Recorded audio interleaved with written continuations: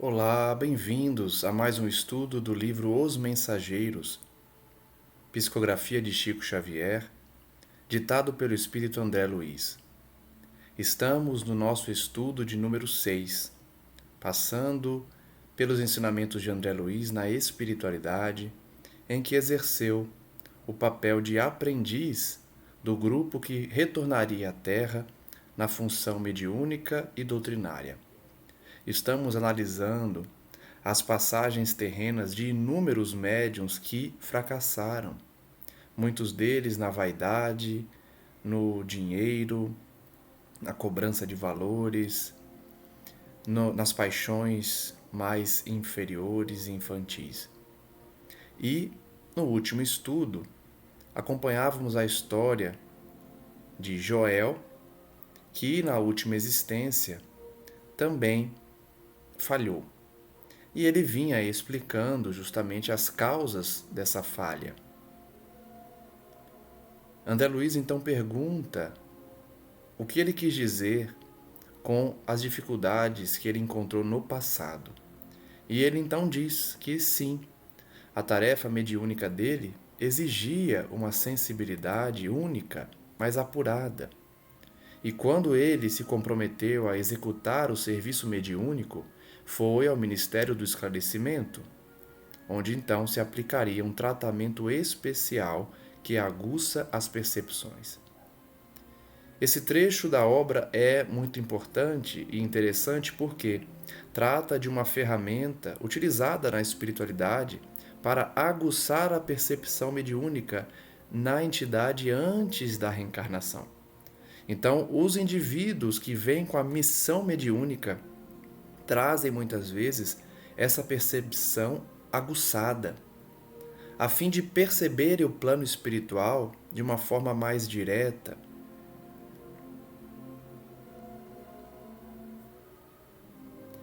de uma forma mais facilitada, digamos assim. Por isso, muitos indivíduos, antes de renascerem na Terra, passam por esses setores na espiritualidade em que recebem essa terapêutica que aguça as suas percepções. Certamente, Chico Xavier passou por esse tratamento, por essa dinâmica na vida espiritual, porque quando o indivíduo nasce com muitas percepções mediúnicas, certamente teve esse tratamento. Foi assim com Joel.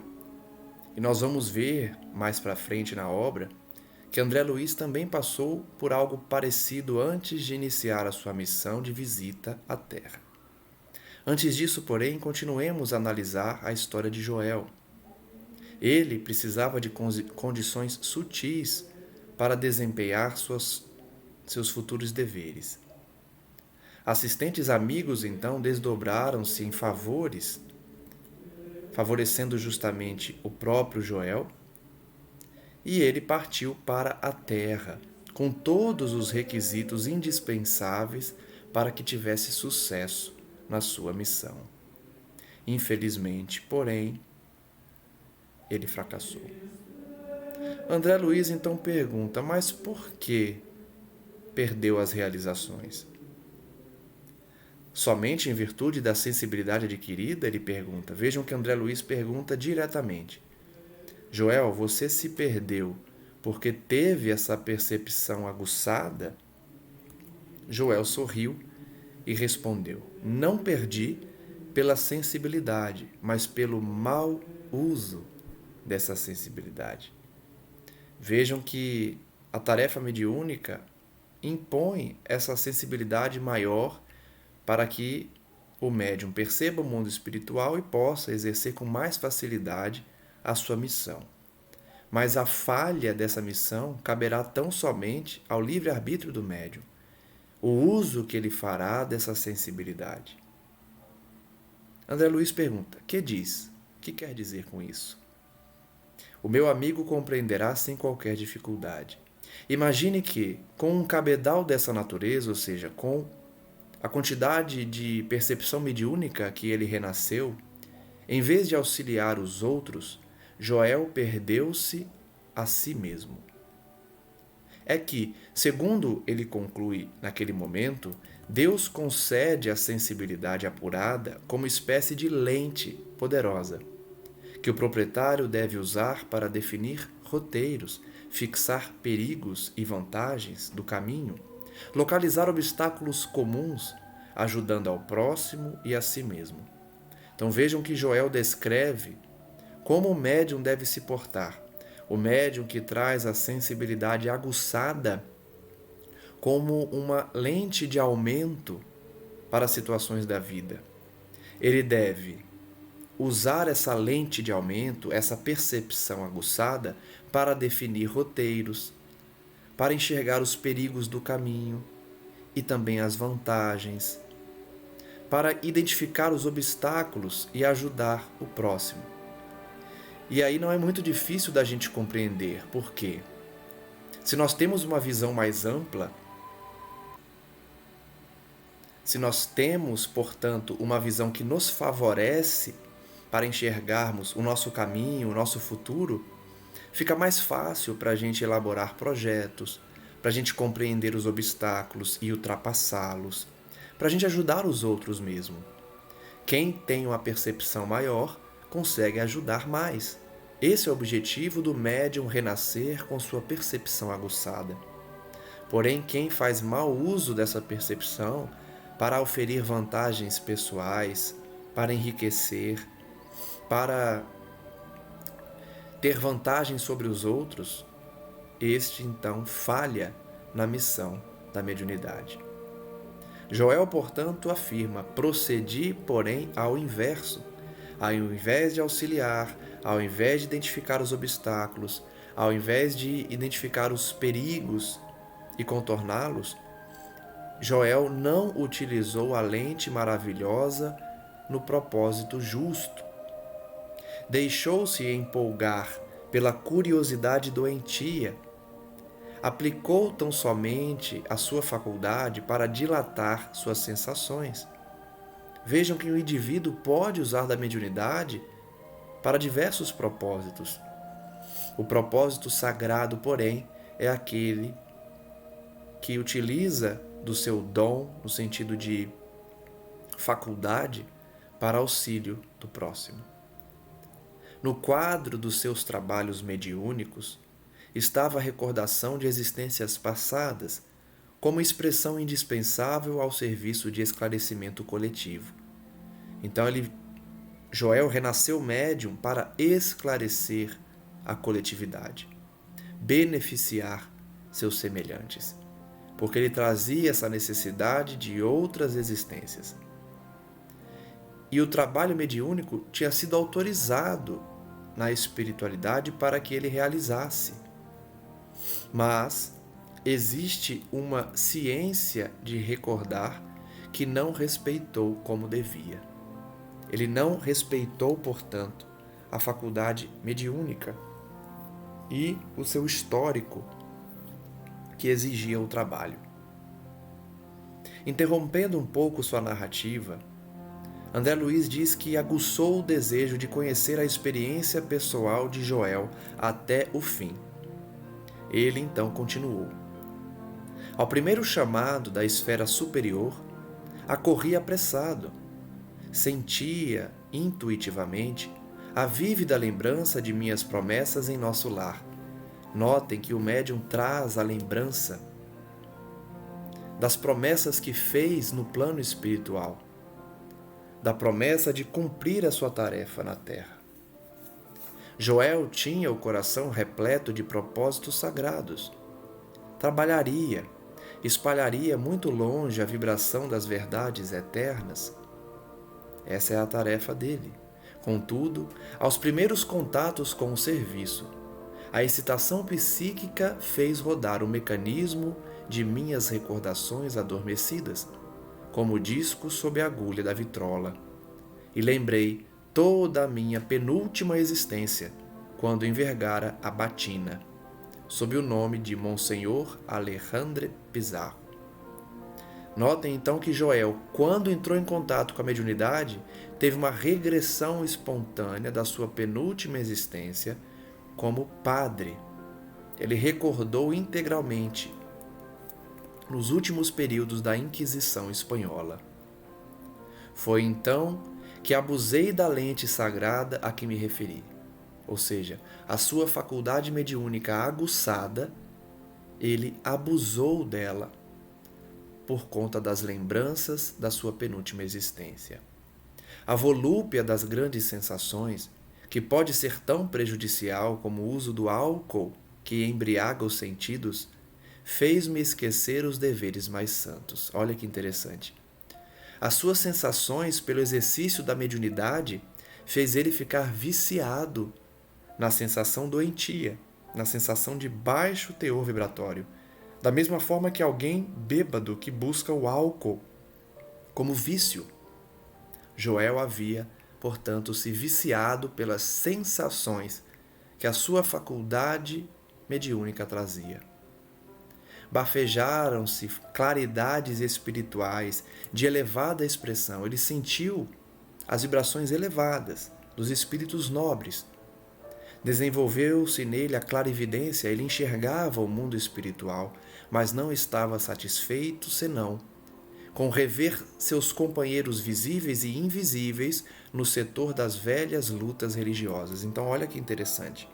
Joel, apesar de ver o mundo espiritual, ele escolheu quem ele queria ver. E ao invés de escolher espíritos nobres, companheiros, mentores e guias, ele escolheu buscar os espíritos que conviveram com ele na existência em que ele foi padre. Ele ficou preso, portanto, no passado. Ele se apegou a essa existência dele em que ele tinha sido padre, que ele tinha sido monsenhor na Inquisição. Ao invés, então, de seguir com sua existência, exercendo a mediunidade em favor dos outros, ele ficou rememorando a sua última existência. Olha que perda de tempo. Ficou buscando os antigos companheiros dessa vida. Impunha a ele mesmo a obrigação de localizar cada um deles no tempo. Ficou buscando seus antigos contatos, seus antigos companheiros de jornada, procurando saber onde eles estavam, buscando eles o tempo inteiro, fazendo questão de reconstituir-lhes as fichas biográficas. Olha só. Ele aqui na Terra, encarnado, ao invés de usar sua mediunidade para ajudar o outro, ele usou a mediunidade para ficar montando biografia de antigos companheiros da sua existência passada, quando havia sido monsenhor, sem cuidar do verdadeiro aproveitamento no campo do trabalho construtivo. Que curiosa a queda de Joel! Ele tinha a mediunidade, ele via os espíritos, ele ouvia, ele, enfim, tinha diversas faculdades mediúnicas, mas escolheu usá-las apenas para reconstituir a existência dos seus antigos companheiros do passado e dele próprio, como monsenhor. A audição psíquica tornou-se para Joel muito clara. Entretanto, não queria ouvir os benfeitores espirituais sobre tarefas proveitosas, e sim interpelá-los ousadamente no capítulo da sua satisfação egoística. Olha que interessante. Ele ouvia os seus mentores, ele ouvia os seus guias espirituais, mas ao invés de ouvir os seus conselhos e orientações, ele exigia respostas. Ele interpelava os seus guias, os seus mentores, querendo saber da sua última existência, querendo saber onde estavam seus companheiros. Ele não estava preocupado com um trabalho mediúnico, mas sim em satisfazer as suas curiosidades, na sua satisfação plenamente egoística. Joel então despendeu um tempo enorme, dentro do qual fugia aos companheiros que vinham pedir atividades a bem do próximo, engolfado em pesquisas referentes à Espanha do seu tempo. Então, como a gente já disse, Joel ficou preso no tempo, preso no passado, buscando incessantemente reconstituir a sua existência na Espanha, quando havia renascido monsenhor.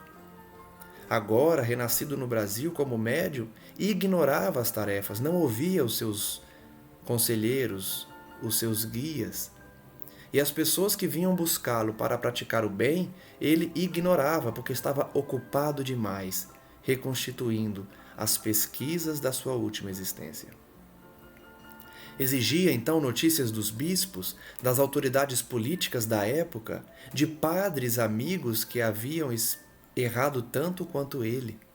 Olha que interessante como um médium pode ficar preso ao passado, mesmo vendo e ouvindo os espíritos. É por isso que eu digo, quando os céticos ou os materialistas querem ser convencidos, nós sabemos que não adianta. Pode aparecer o mentor deles na frente deles, pode aparecer um parente que eles apreciam muito, que já desencarnou há muito tempo, aparecer também na frente deles.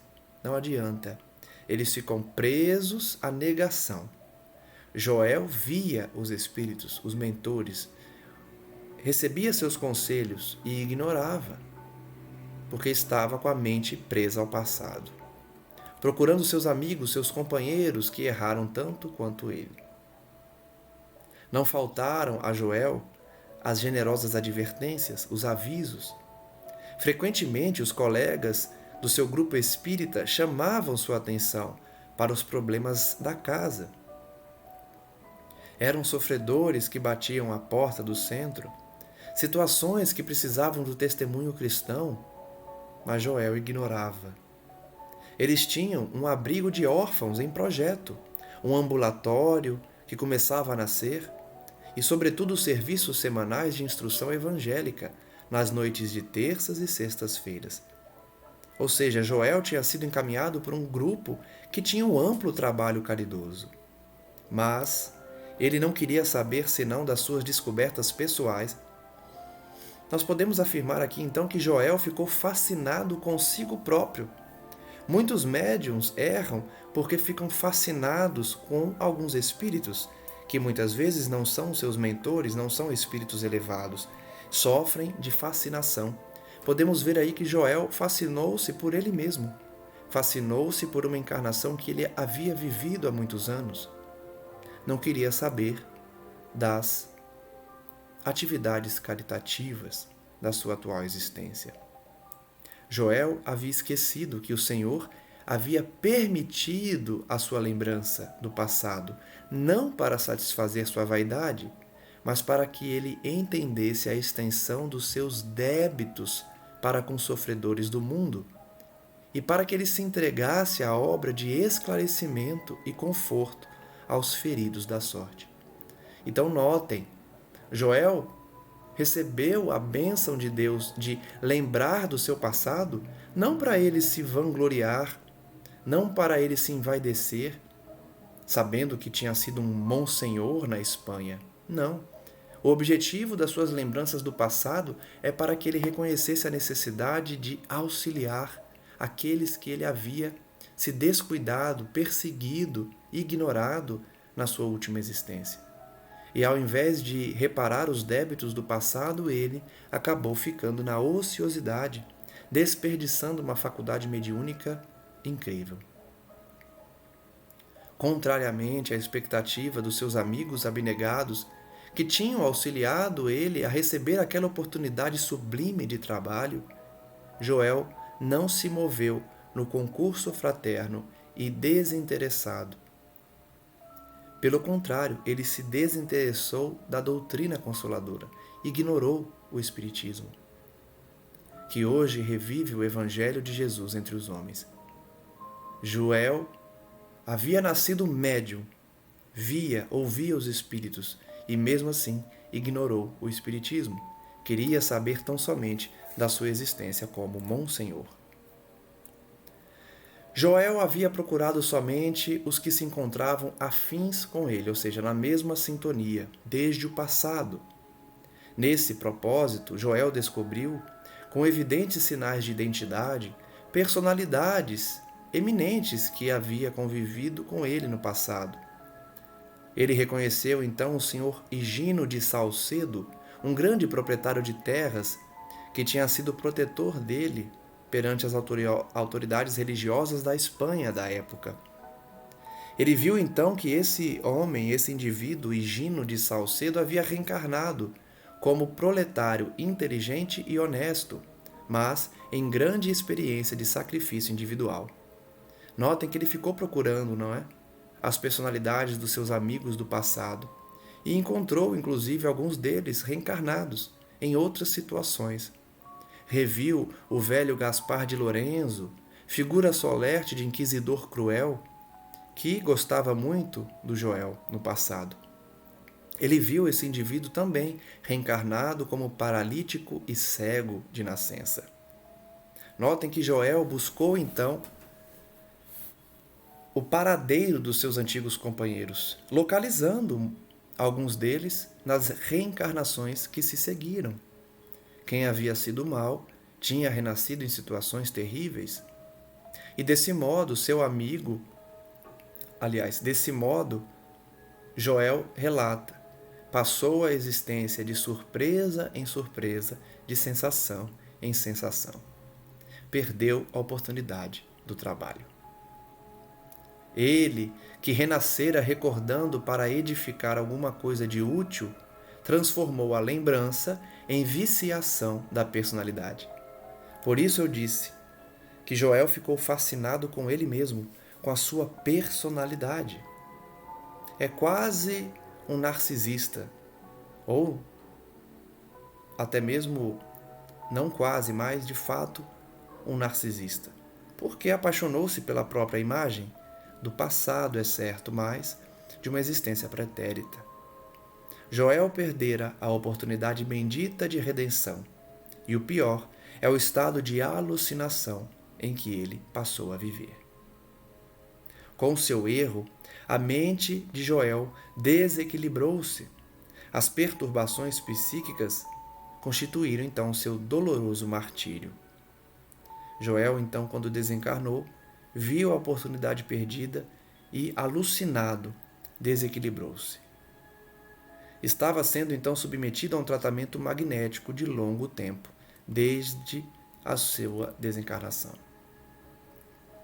Ele então ficou pálido de repente, os olhos abertos, assustados, vagando o olhar como se fixasse quadros impressionantes. Então notem que Joel, enquanto narrava o seu passado, teve ali um ataque, uma crise de ansiedade, uma crise de pânico, na frente de André Luiz, relembrando o seu passado, os quadros na sua mente. Era como se ele estivesse muito longe da perspectiva de André Luiz. Depois cambaleou, mas Vicente o amparou de pronto. Vicente, então, não deixou o Joel desmaiar, o Joel cair. Passando, então, a destra na fronte, murmurava em voz firme: Joel, Joel, não se entregue às impressões do passado. Volte ao presente de Deus. André Luiz, então, profundamente admirado, percebeu que o convalescente regressava à expressão normal, esfregando os olhos. Veja que situação triste a de Joel. Enquanto ele relembrava do tempo perdido, da sua última existência, ele teve ali um ataque de pânico, teve uma recaída, pelas alterações psíquicas, pelo desequilíbrio que ele cultivou na mente. Adentremos agora o capítulo 11 da obra, Belarmino, o Doutrinador. Então, até agora nós analisávamos as reencarnações de vários médiuns que falharam na missão mediúnica. Agora nós vamos conhecer a história de um doutrinador, ou seja, aquele responsável pelo diálogo com as sombras, pelo diálogo com os espíritos sofredores nas reuniões mediúnicas. Vamos conhecer a história então de Belarmino. André Luiz diz que as lições eram proveitosas, traziam novos conhecimentos e, além disso, com elas ele admirava cada vez mais a bondade de Deus, que permitia a todos restaurar o aprendizado para serviços do futuro. Esse é sempre o objetivo dos cursos no mundo espiritual, das lições que são passadas, inclusive dessas obras mediúnicas, nos preparar para os serviços no futuro. Muitos deles, diz André Luiz, haviam atravessado zonas purgatoriais de sombra e tormento íntimo. Ou seja, muitos deles tinham passado pelo umbral, pelas zonas de sofrimento. Uns mais, outros menos. Bastara, contudo, o reconhecimento da pequenez, a compreensão do imenso débito que todos carregavam, e ali todos estavam reunidos em nosso lar. Vejam que para ser resgatado do umbral é preciso reconhecer a pequenez, ou seja, ser humilde. É preciso compreender o imenso débito que eles amealharam, para então receber o auxílio dos amigos espirituais e serem encaminhados a colônias como o nosso lar. Reanimando energias desfalecidas, reconstituindo programas de trabalho. Todos eles encontravam-se ali para recomeçar seus trabalhos. André Luiz diz então que via em todos os companheiros presentes o reflorescimento da esperança, porque eles estavam recebendo a oportunidade de recomeço. Ninguém se sentia desamparado. Observando então que vários médiuns prosseguiam naquela permuta de ideias, de experiências, referente aos quadros de realizações, e ouvindo tantas observações sobre doutrinadores, André Luiz pergunta a Vicente: não seria possível, para minha edificação, consultar a experiência de algum doutrinador em trânsito por aqui? Então, depois de ouvir vários médiuns, André Luiz solicitou a Vicente que ouvisse a história também de um doutrinador, a experiência de algum doutrinador que estivesse por ali. Recolhendo notícias de tantos médiuns com enorme proveito, ele queria não perder a oportunidade de ouvir também um doutrinador. Vicente refletiu um pouco e respondeu: procuremos Belarmino Ferreira. É meu amigo há alguns meses. André Luiz seguiu então Vicente por grupos diversos à procura do Belarmino, que estava a um canto, palestrando com um amigo. Apresentava uma fisionomia grave, gestos lentos, deixando transparecer grande tristeza no seu olhar humilde. Vicente apresentou André Luiz, então, a Belarmino, dando início a uma conversação edificante. Depois de trocar alguns conceitos, Belarmino falou: com que, então, meu amigo deseja conhecer as amarguras de um doutrinador falido? Não digo isso, respondeu André Luiz sorrindo. Desejaria conhecer sua experiência, ganhar também da sua palavra educativa. Ferreira esboçou o sorriso forçado que expressava todo o absinto que ainda lhe requeimava a alma, e disse: a missão do doutrinador é muitíssimo grave para qualquer homem. Não é sem razão que se atribui a nosso Senhor Jesus o título de mestre. Então notem que o início da narrativa do Belarmino Ferreira, na sua condição de doutrinador, de orientador dos ignorantes, daqueles que desconhecem o Evangelho, é grave, é importante, é de muita responsabilidade, porque o próprio Cristo foi um mestre, o próprio Cristo foi um professor, foi um orientador. Então, de fato, é uma tarefa muito importante. Somente aqui, lá na espiritualidade, o Belarmino poderia ponderar bastante essa verdade profunda de que o doutrinador tem uma tarefa de muita responsabilidade. Ele então meditou muitíssimo, refletiu intensamente e concluiu que, para atingirmos uma ressurreição gloriosa, não há outro caminho por enquanto além daquele palmilhado pelo doutrinador divino. Ou seja, para alcançarmos a nossa redenção completa, integral, não tem outro caminho senão o caminho que Jesus trouxe. O caminho percorrido pelo doutrinador divino, que é Jesus Cristo. A atitude do Cristo é digna de comentário, diz Belarmino, abstendo-se de qualquer escravização aos bens terrestres. Jesus, de fato, não escravizou-se aos bens. Não vemos em nenhuma passagem do Evangelho o Senhor fazendo senão o bem, ensinando o amor, acendendo a luz, disseminando a verdade. Essa é a tarefa do doutrinador na Terra. Nunca pensou nisso? Perguntou Belarmino. Depois de longas meditações, Belarmino havia chegado ao conhecimento de que, na vida humana, junto aos que administram e junto aos que obedecem, há aqueles que ensinam, os professores, os mestres. Chego, pois, a pensar que nas esferas da crosta há mordomos, cooperadores e servos. Muito especialmente, os que ensinam devem ser dos últimos. Entende, o meu irmão? Ele pergunta a André Luiz. Então vejam que a visão de Belarmino se expandiu quando ele analisou o contexto da sociedade, percebendo que aqui na Terra existem aqueles que servem, como Jesus serviu. São os mordomos, os cooperadores, os servos. E os que ensinam estão incluídos nestes e devem ser dos últimos, segundo Belarmino.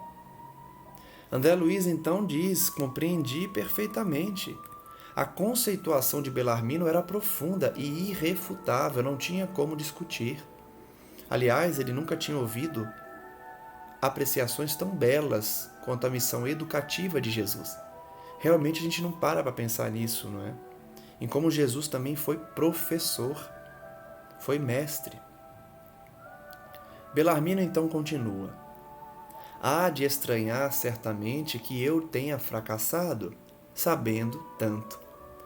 Vejam que quem sabe mais tem mais responsabilidade. Belarmino, portanto, sabia muito e mesmo assim falhou. Não é de se causar estranheza? A tragédia dele, então, angustiosa, porém, é a de todos os que conhecem o bem, mas esquecem da prática. E essa é uma realidade muito presente em nossa sociedade. Muitos indivíduos vão se dedicar às doutrinas religiosas, mas não vão praticá-la dentro do lar, no trabalho, no convívio social. Fazem-se de santos, de cooperadores e de servos nos centros espíritas, nas igrejas, nos templos religiosos, mas não colocam em prática aquilo que aprendem e nem aquilo que pregam. Belarmino foi um desses. Ele prosseguiu: faz muitos anos saí de nosso lar com tarefa de doutrinação no campo do espiritismo evangélico. Vejam que todos saem de nosso lar com a missão redentora. Até agora nós vimos os médiuns e acompanhamos o primeiro doutrinador, que tinha também saído de nosso lar com tarefas redentoras. Suas promessas foram enormes. Todos se comprometem, todos fazem promessas no mundo espiritual. E quando chegam aqui, muitos, a grande maioria, se esquecem das promessas feitas. A sua abnegada Elisa dispôs-se a acompanhá-lo no serviço laborioso, então ele foi com uma companheira, que reencarnou também. Seria a companheira desvelada, abençoada amiga de sempre. Sua tarefa constaria de trabalho assíduo no Evangelho do Senhor, de modo a doutrinar, primeiramente com o exemplo e em seguida com a palavra. Notem que geralmente é o contrário que acontece, né? Os indivíduos querem doutrinar com a palavra e depois, se for o caso, com o exemplo. E nós sabemos que é o exemplo que arrasta. Nem precisa das palavras quando o exemplo demonstra o seu íntimo, o seu sentimento, as suas concepções. Então, nós devemos nos atentar para isso.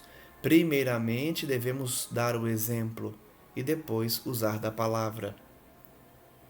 Duas colônias importantes, que eram vizinhas, enviaram vários servos para a mediunidade e pediram ao governador cooperasse com a remessa de missionários competentes para ensino e orientação da humanidade. Então vejam que Belarmino não foi sozinho. A colônia Nosso Lar e outras colônias vizinhas haviam enviado também diversos colaboradores com as missões de ensino e orientação. Não obstante o seu passado culposo, Ele havia se candidatado ao serviço com endosso, com apoio do ministro Gedeão, que não havia vacilado em auxiliá-lo. Deveria ele desempenhar atividades relativas ao seu resgate pessoal, atendendo à tarefa honrosa, veiculando luzes a irmãos nos planos visível e invisível. A tarefa, como sempre, é redentora de esclarecimento dos encarnados e dos desencarnados. Impunha-se ao Belarmino, sobretudo, o dever de amparar as organizações mediúnicas. Então ele havia renascido com uma tarefa específica de ajudar as escolas mediúnicas, os centros espíritas, estimulando companheiros de luta postos na Terra a serviço da ideia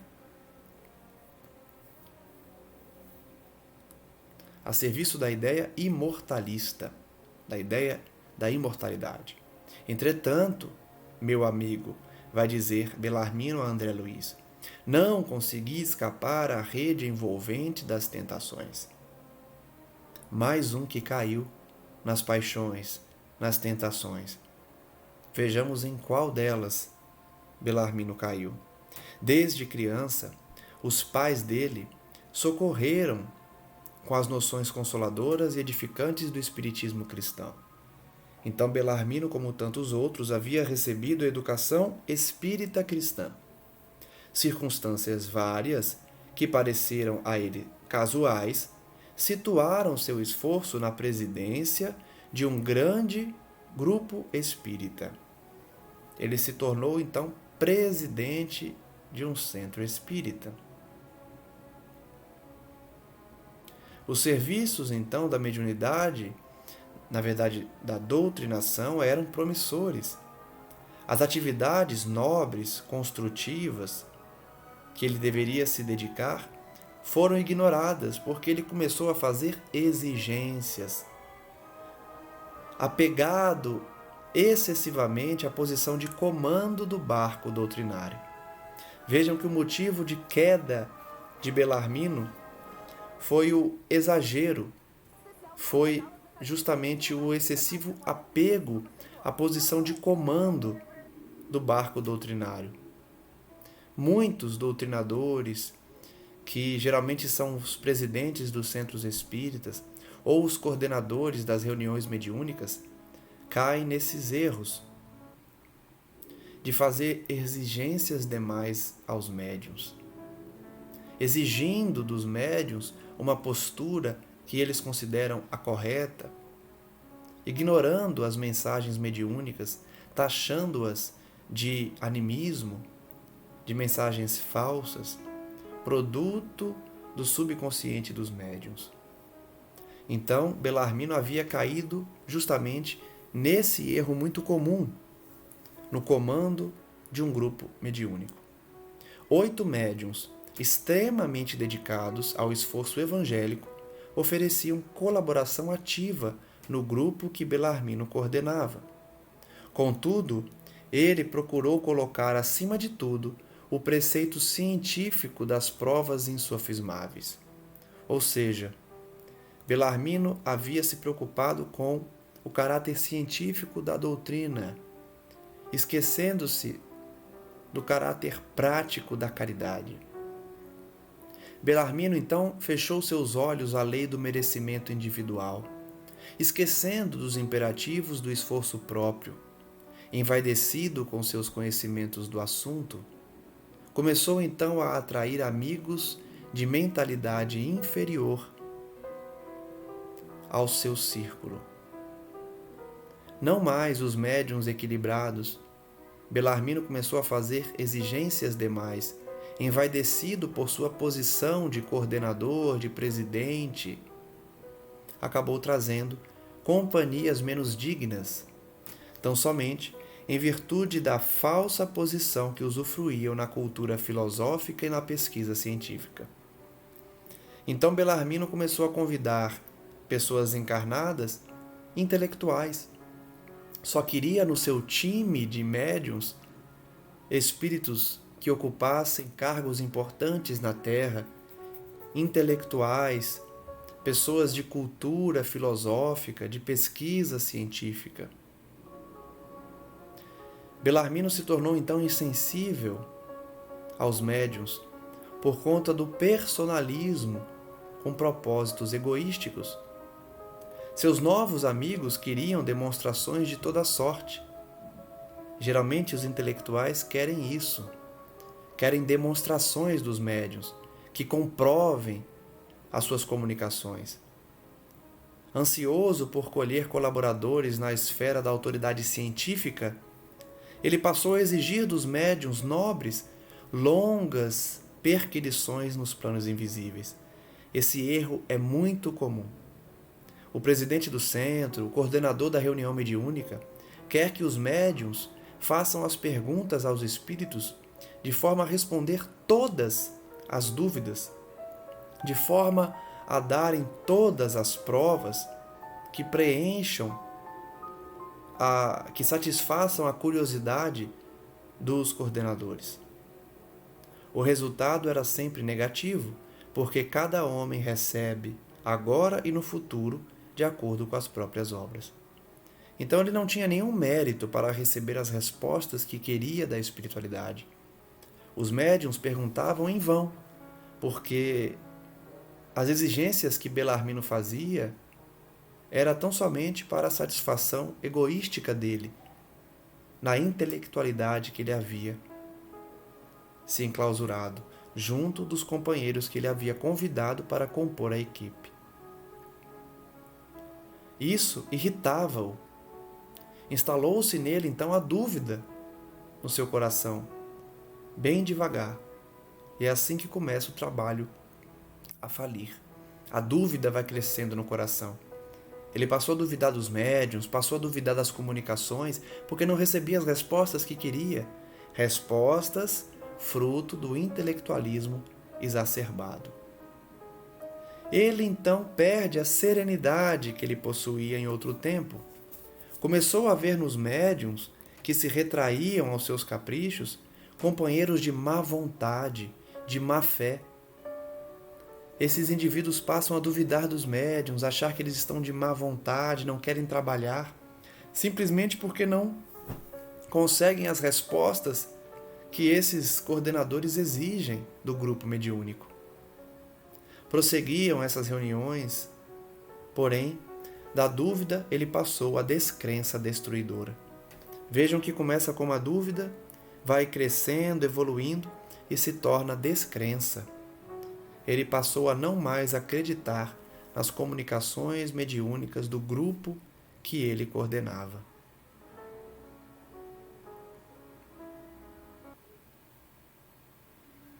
Ele então diz a André Luiz: nós não estávamos num grupo de intercâmbio entre o visível e o invisível? Não eram os médiuns simples aparelhos de defuntos comunicantes? Olha o pensamento dele. Por que não viriam aqueles que pudessem atender aos nossos interesses materiais imediatos? Notem que o objetivo então de Belarmino era simplesmente ter suas respostas. Ele não se preocupou em ser um doutrinador que praticasse a caridade. Ele queria somente a satisfação dos seus interesses materiais e imediatos. Não seria melhor estabelecer um processo mecânico e rápido para as comunicações? É muito comum o coordenador do trabalho desejar que se crie um método rápido, uma produção mediúnica industrial, sem paciência, sem calma, sem serenidade, querendo que os médiuns se tornassem verdadeiras máquinas de comunicação. Não é assim que se procede a reunião mediúnica. O objetivo é outro. Por que a negação do invisível aos meus propósitos de demonstrar positivamente o valor da nova doutrina? Então notem que esses indivíduos acham que estão fazendo um trabalho dignificante para a doutrina, comprovando a existência dos espíritos, comprovando a legitimidade das comunicações mediúnicas, mas a espiritualidade não precisa dessas provas. O mundo não precisa de provas da vida espiritual. Precisa de consolações das almas sofredoras. precisam de auxílio, precisam de orientação. Belarmino, então, estava totalmente envolvido nessa trama intelectual. E Elisa, sua companheira, tentava chamá-lo para a esfera religiosa e edificante, onde poderia aliviar seu espírito atormentado. Mas ele não queria saber, não é? Ele estava totalmente entregue à satisfação intelectual das suas dúvidas. O Evangelho, todavia, é livro divino. E enquanto permanecemos na cegueira da vaidade e da ignorância, não nos expõe seus tesouros sagrados. É preciso, então, humildade para que a doutrina revele os segredos que esses indivíduos desejam receber. Por isso mesmo, ele taxava de velharia e de desastre a desastre, antes que ele se firmasse na missão de ensinar os amigos brilhantes do campo de cogitações inferiores da terra arrastaram Belarmino ao negativismo completo. Então ele se juntou com esses intelectuais, buscaram as respostas na espiritualidade, não receberam conforme desejavam e aí caíram na descrença. Não acreditavam mais em nada, arrastaram-se ao negativismo. Do grupo cristão que ele trabalhava, onde poderia edificar-se construções eternas, transferiu-se ele para um movimento. Não o movimento da política que eleva, mas da politicalha inferior.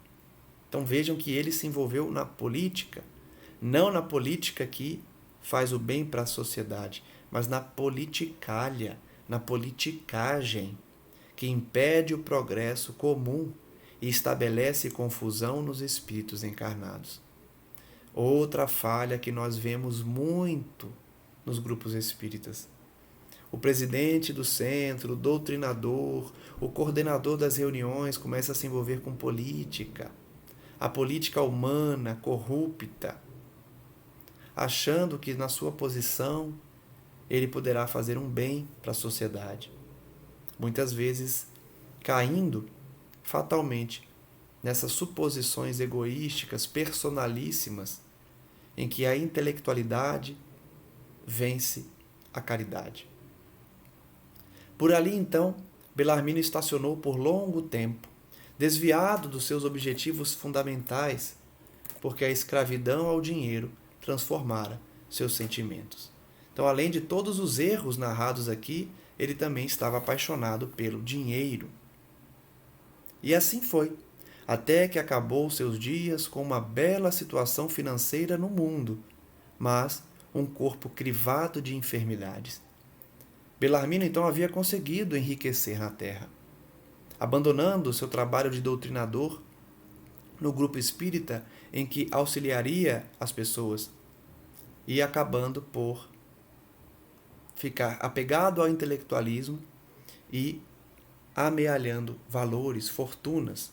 Ficou doente, com um palácio confortável de pedra, mas um deserto no coração. Que sirva de lição, então, a vida de Belarmino. A revivescência da sua inferioridade antiga religou-o a companheiros menos dignos no plano dos encarnados e desencarnados. Então, como sempre, aquele que falha na missão acaba sintonizando com espíritos menos dignos, tanto encarnados quanto desencarnados. E o resto, André Luiz poderia então avaliar: tormentos, remorsos e expiações. Certamente, Belarmino, quando desencarnou, estava numa situação precária.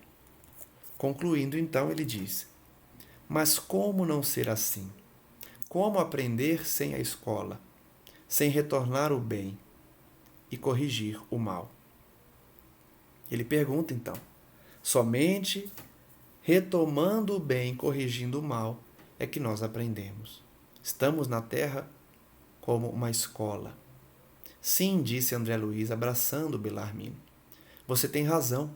Tenho a certeza de que não vim tão só ao centro de mensageiros, que é onde eles estavam, mas também ao centro de grandes lições. Conhecemos então a história de Belarmino, um doutrinador que falhou pela busca incessante da intelectualidade, esquecendo-se da caridade, de ser um professor, como Jesus foi, um mestre. Vejamos agora o capítulo 12, a palavra de Monteiro. André Luiz então diz: os ensinamentos aqui são variados? Belarmino havia comentado. Mostrando agradável maneira de dizer, então Belarmino continuou: há 3 anos sucessivos venho diariamente ao centro de mensageiros, e as lições são sempre novas. Então notem que Belarmino já estava há 3 anos indo todo dia ao centro de mensageiros. Tenho a impressão de que as bênçãos do Espiritismo chegaram prematuramente ao caminho dos homens. Olha que interessante. Ele achava que o Espiritismo tinha chegado cedo demais na Terra. Se minha confiança no Pai fosse menos segura, eu admitiria essa conclusão. Então, ele chegou a pensar que o Espiritismo tinha chegado cedo demais, mas reconhecia que isso era fruto de um pensamento pequeno, tacanho, infantil. De um Deus que não é perfeito, que não é soberanamente justo e bom. Belarmino, então, que observava os gestos de André Luiz, interveio explicando: o nosso Monteiro tem grande experiência no assunto. Sim, confirmou ele, experiência não me falta. Também andei às tontas nas semeaduras terrestres. Como sabem, é muito difícil escapar à influência do meio quando em luta na carne. Então já estamos conhecendo mais uma figura que falhou na terra, porque caiu nas tentações do mundo. Afirmando ele que quem está aqui na terra sabe o quanto é difícil a influência do meio em que vivemos. São tantas e tamanhas as exigências dos sentidos em relação com o mundo externo que não escapei igualmente a doloroso desastre. Então, mais um indivíduo caiu por conta de dar vazão às suas paixões. Mas como? Indagou André Luiz, interessado em adquirir mais conhecimentos. É que a multiplicidade de fenômenos, as singularidades mediúnicas, reservam surpresas de vulto a qualquer doutrinador que possua mais raciocínios na cabeça que sentimentos no coração. Então vejam que mesmo aqueles envolvidos com a tarefa mediúnica, com o trabalho no centro espírita de doutrinação, de esclarecimento, podem cair. Em que situação? Quando há na cabeça mais raciocínios do que sentimentos no coração. Então é mais um exemplo de que nós devemos tomar cuidado com o intelectualismo exagerado. Em fazer exigências descabidas aos médiuns, pedir provas das suas manifestações, questionar o mundo espiritual, de tudo o que trazem. E eu não estou dizendo aqui que nós devemos aceitar todas as ideias do mundo espiritual, não é isso. Porque existem espíritos que enganam, que buscam iludir com suas mensagens. Porém, nós devemos ter o cuidado de não fazer exigências descabidas em se exigir demais do mundo espiritual apenas para satisfazer os nossos interesses passageiros. O nosso cuidado, portanto, deve ser de não acumular raciocínios na cabeça, de forma a eles estarem em bem maior número do que sentimentos no coração. A prioridade do trabalhador cristão deve ser de cultivar sentimentos, virtudes no coração. Depois, cultivar raciocínios na cabeça. Em todos os tempos, o vício intelectual pode desviar qualquer trabalhador mais entusiasta que sincero. E foi o que me aconteceu. Então, geralmente o indivíduo começa no trabalho espírita ou no trabalho cristão empolgado. É aquele intelectual empolgado com as verdades do Evangelho, das obras de Kardec, com a complexidade do Espiritismo. Ele fica empolgado no início. E se ele não cultivar o sentimento, ele vai para o personalismo, para o intelectualismo. Então, é preferível que seja sincero e não tão empolgado com a doutrina do que empolgado demais e pouco sincero, porque o empolgado vai passar esse sentimento, vai cultivar geralmente o intelectualismo exagerado. Ele então prossegue: não preciso esclarecer que também parti de nosso lar em outro tempo em missão de entendimento espiritual. Então é mais um que partiu de nosso lar em missão. Médiuns inúmeros nós vimos, o primeiro doutrinador nós vimos e agora conhecemos a história de Monteiro, que também havia deixado nosso lar em missão na Terra. Não ia para estimular fenômenos, mas para colaborar na iluminação de companheiros encarnados e desencarnados. Mais um com a tarefa de iluminar consciências. O serviço era imenso. Nosso amigo Ferreira, que é o Belarmino, pode dar testemunho, porquanto partimos quase juntos. Olha só, Monteiro e Belarmino Ferreira tinham partido quase que juntos, com a mesma missão de esclarecimento da sociedade. Recebeu todo o auxílio para iniciar sua grande tarefa, e intraduzível alegria o dominava o espírito no desdobramento dos primeiros serviços. Ele estava empolgado, dedicado ao trabalho cristão. Sua mãe, que se convertera numa devotada orientadora, não cabia em si de tanto contentamento. Um entusiasmo enorme instalou no seu espírito, e sob seu controle direto estavam alguns médiuns de efeitos físicos, além de outros consagrados à psicografia e à incorporação. Então vejam que Monteiro também tinha renascido com a missão de liderar médiuns, para esclarecer os homens, para trazer as mensagens da espiritualidade com o propósito de enxugar lágrimas. Então ele tinha à disposição dele uma equipe de médiuns, de efeitos físicos, de psicografia, de incorporação. E tamanho era o fascínio que o comércio com o invisível exercia sobre ele, que ele se distraiu completamente quanto à essência moral da doutrina. Vamos então chegar ao fim de mais um estudo, refletindo sobre o destino de mais um doutrinador, de mais um líder religioso na doutrina espírita, de mais um coordenador de atividades mediúnicas. Os dois que nós estudamos hoje, Monteiro e Belarmino, vieram à Terra, partindo de nosso lar, com a missão de liderar um grupo espírita, um grupo de médiuns, para trazer consolações, para enxugar lágrimas, para trazer as mensagens do mundo espiritual a fim de esclarecer consciências. No entanto, os dois caíram na intelectualidade, no comércio com o invisível, que o fizeram distrair da essência moral da doutrina. Que fique o alerta então a todos nós. Não fiquemos fascinados com o aspecto doutrinário, com o aspecto intelectual da doutrina espírita. De fato, é um aspecto que nos convida à reflexão, ao raciocínio, mas a prioridade deve ser o cultivo de sentimentos no coração, de virtudes, de prática do bem, de prática da caridade. Esse deve ser o foco sempre de qualquer grupo espírita.